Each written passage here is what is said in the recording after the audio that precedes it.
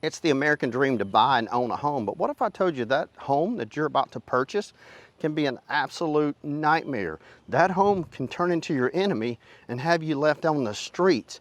You see, over 4 million homes are purchased every single year in the United States, and it doesn't matter if you're buying a new home or a pre-existing home, this can happen to any home. The good news is, it can be prevented. Look, old, new, luxury, foreclosures, it doesn't matter. People have been forced to move from their homes due to misinformation and neglect on the part of the banks, builders, and homeowners. And listen, this is why it's so important that you need to know exactly what you should do before you take ownership of any home, so that home doesn't become a statistic of a home that you hate.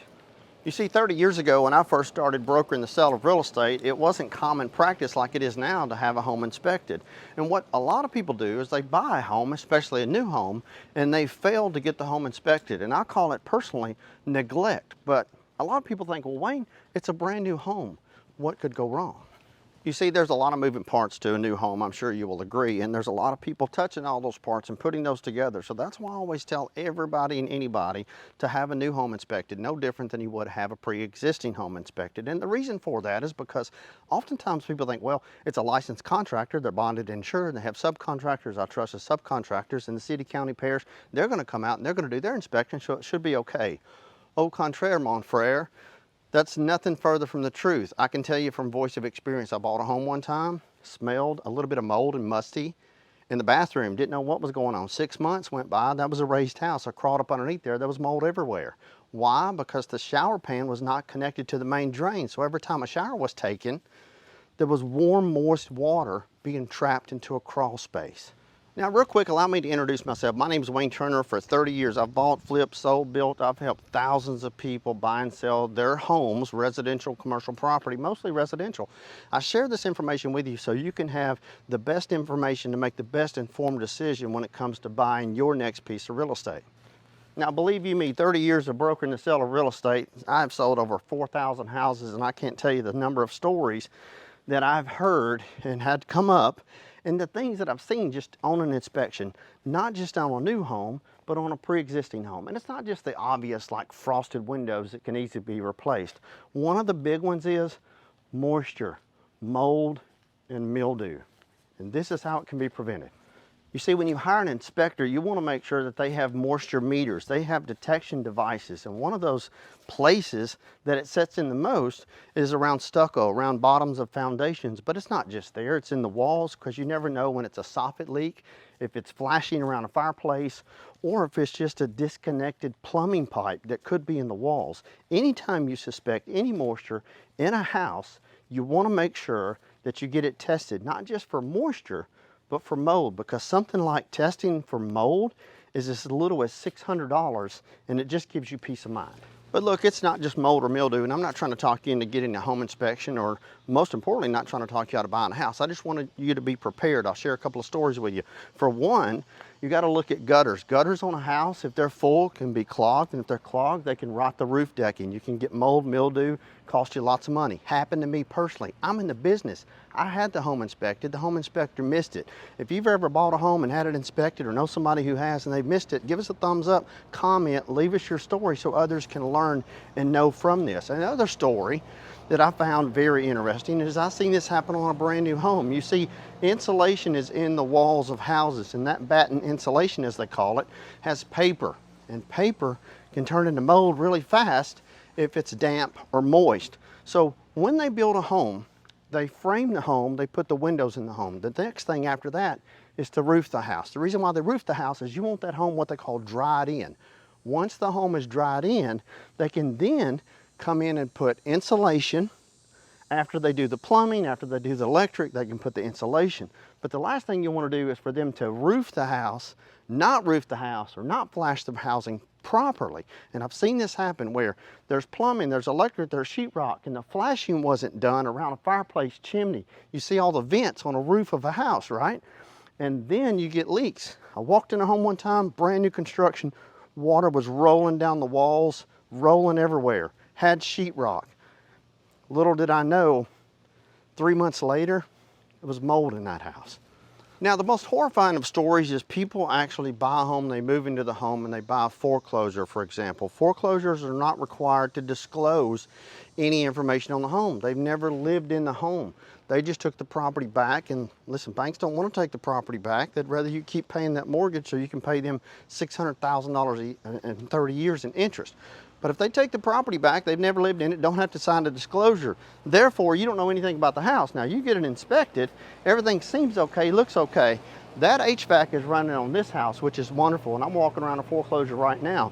But you don't know the distance of time between the homeowner leaving the house and the bank taking possession of the home, that air was not on, that roof leaks didn't happen, that plumbing leaks didn't happen. As a result, mold and mildew will set in.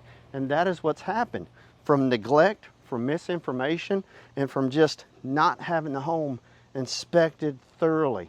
As a result, people have had to move out of their houses. This has happened to thousands of people all around the country because you can't live in that stuff. It will make you sick, you'll start sneezing, you'll get allergy, you'll think something's wrong, you go to the doctor, and they'll ask you, have you been around mold? But look, you have to understand, it's not just mold. Have you ever seen the 11-page property condition disclosure? And that's required by law on every single property that you sell. I mean, of course, people are exempt like builders because they've never owned the home, they built the home, and they're giving you a warranty.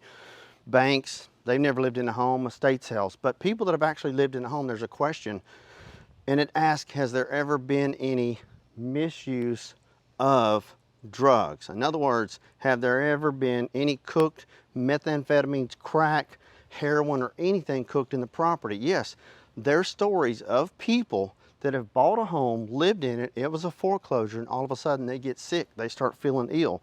Why? Because there was literally drugs cooked in the house and no one knew about it. That's why it's so important to have the home inspected, to have it walked through with a professional with the proper equipment. So if you remotely see, smell, or sense anything whatsoever, you can have the home inspected. Now, a good way to tell that, and I suggest this to a lot of people, they're like, Wayne, how do I know that house has been sitting empty, it's a foreclosure? Or how do I know those are just people moving from the house? They seem like honest, good people. Here's what you have to ask yourself. What do the neighbors know?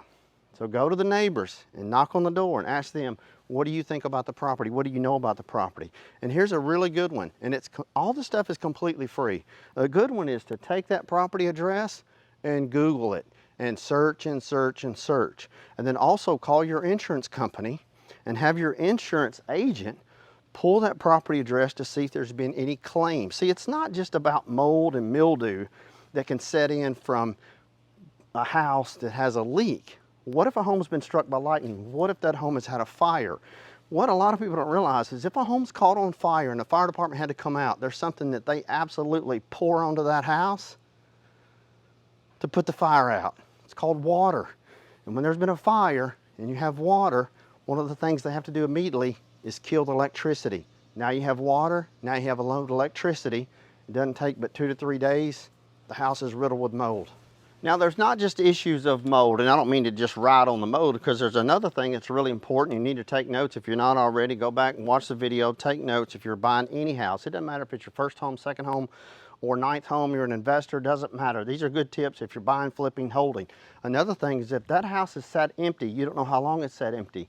And if it's sat empty and has not been winterized, see, the winterization process is when they pour solutions down all the plumbing, they blow out all the lines, and they make sure there's an antifreeze type solution that prevents the pipes from freezing. You'll see this house right here is built on a slab of concrete. Like a lot of homes on and around the coast, because those areas are flat, it's more economical to build a house on a slab of concrete.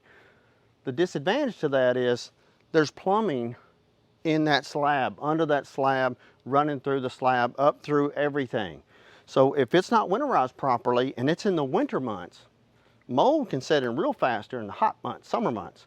But in the winter months, those pipes freeze. And people, bottom line is, you don't want to buy a house and then find out that the pipes have frozen. And when they freeze, they expand. And when they expand, they bust. No one wants to, or most people can't live in a home where they're having to jackhammer up the concrete floors just to fix a plumbing issue. So look, I'm not trying to be Debbie Downer, and I'm certainly not trying to keep you from buying a house. I just want you to avoid the mishaps that I've seen and personally have made over my 30-year career in brokering the sale of real estate and having helped thousands of people. Listen, if you like this video, give me a thumbs up, subscribe to the channel, share it with somebody. I promise you, my goal is to teach you something new on every single episode. Until next time, thank you and God bless.